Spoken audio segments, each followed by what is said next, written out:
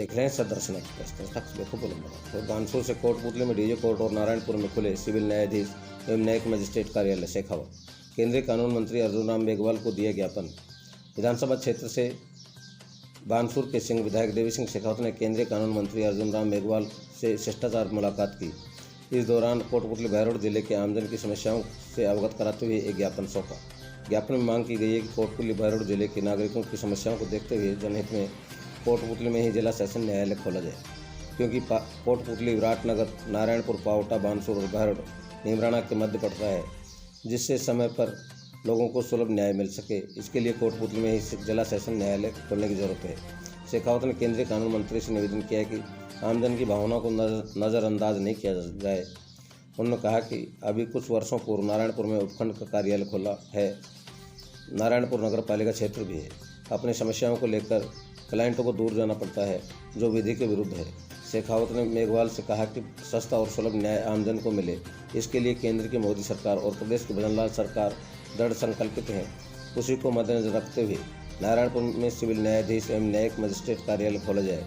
इस पर केंद्रीय मंत्री अर्जुन राम मेघवाल ने शेखावत को आश्वासन दिया है कि आपकी मांगों पर जरूर गौर किया जाएगा और आमजन के हित में फैसला लिया जाएगा। जो विधानसभा क्षेत्र के अंदर जो अपराधों में जो अंकुश लगा है, तो उसके लिए आपने जो प्रयास किए हैं वो अभूतपूर्व हैं। क्या आगे भी ऐसा ही शांतिपूर्ण माहौल रहने वाला है? देखिए, हमारी भजनलाल जी की जो सरकार है वो जनता को शांति और जनता को एक अनुकूल माहौल देने के लिए पूरी प्रतिबद्ध है। और मुझे कहते हुए बड़ी खुशी है कि जिस तरह से हमारे माननीय मुख्यमंत्री जी की मॉनिटरिंग है, उसी के चलते और हमारे क्षेत्र में निरंतर प्रयास रहता है। सभी अधिकारियों से हमारा संपर्क रहता है और हमें यहाँ की जनता की सुरक्षा की हमेशा चिंता रहती है और हम हमेशा फीडबैक लेते रहते हैं कि यहाँ की कानून व्यवस्था बनी रहे और अपराधियों को किसी भी तरह का संरक्षण नहीं मिलने पाए और यहाँ अपराधों पर लगाम रहे, अपराधियों में डर रहे और जनता को पुलिस का इकबाल रहे। ये हमारी कोशिश है। सर, जैसे कि जो पूर्व मंत्री शकुंतला रावत है, वो बार बार ये कहती हैं कि भाई सुनीता हत्याकांड के लिए काफ़ी धरने प्रदर्शन हुए, घराल कांड के लिए धरने प्रदर्शन हुए, लेकिन उसका अभी तक कोई रिजल्ट नहीं निकला है। तो इसमें आप क्या कहेंगे सर? देखिए, पिछली सरकार में जो कानून व्यवस्था की अराजकता हो गई थी वो किसी से छिपी हुई नहीं। मुख्यमंत्री जी को पिछली बार विधायकों ने बेबस कर दिया था और विधायकों को अपराधियों ने बेबस कर दिया था और ये जानबूझकर भी अपराधों पर लगाम नहीं लगा सकते थे। इसीलिए पूरे राजस्थान में अराजकता फैली और अराजकता की पराकाष्ठा तो आप देख सकते हैं कि कन्हैया कुमार की उदयपुर में गर्दन काट ली गई। इससे बड़ी अराजकता और क्या हो सकती है?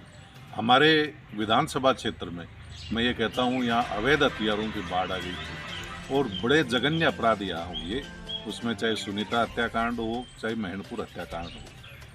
लेकिन उस समय तत्कालीन मंत्री जो हमारी विधायक रही और जो आजकल बड़ी चिंता व्यक्त कर रही हैं, वो बड़े ही उदासीन रहे। उन्होंने न तो उस परिवार से मिलना उचित समझा, न उनके लिए न्याय का कोई प्रबंध किया। और आप जानते हैं, अपराधों में एविडेंस समय के साथ धुल जाते हैं, कम पड़ जाते हैं और साक्ष्य जुटाना काफ़ी मुश्किल हो जाता है। तो महणपुर में जब पंचायत होने लगी तो उन्होंने कोरोना की आड़ लेकर उस पंचायत को हटा दिया और लोगों को डराया धमकाया, पंचायत नहीं होने दी। यहाँ इतने दिन धरने प्रदर्शन हुए, लेकिन उनकी न तो उन धरनों प्रदर्शनों में आने की हिम्मत हुई और न उस परिवार के आंसू पहुँचे। जिसके विपरीत हमने विधानसभा में पुरजोर मांग की है कि सुनीता हत्याकांड की जांच होनी चाहिए।